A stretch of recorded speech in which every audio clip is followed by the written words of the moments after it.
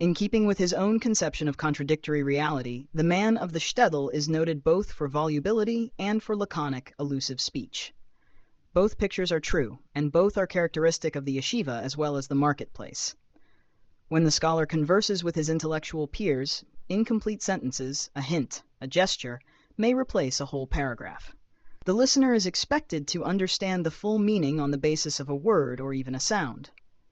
It is assumed that a truly learned man is familiar not only with quotations from Torah and Talmud, but also with the trend that comment or interpretation would be apt to take.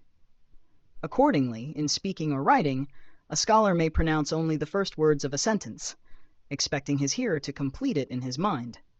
Such a conversation, prolonged and animated, may be as incomprehensible to the uninitiated as if the excited discussants were talking in tongues.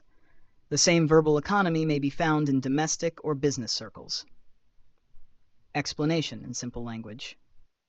The author is describing a cultural habit in Shtetl life and in the yeshiva. People tend to communicate in two opposite ways at the same time.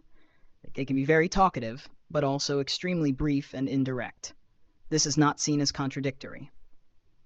Among scholars, conversations often consist of hints, gestures, single words, or half sentences.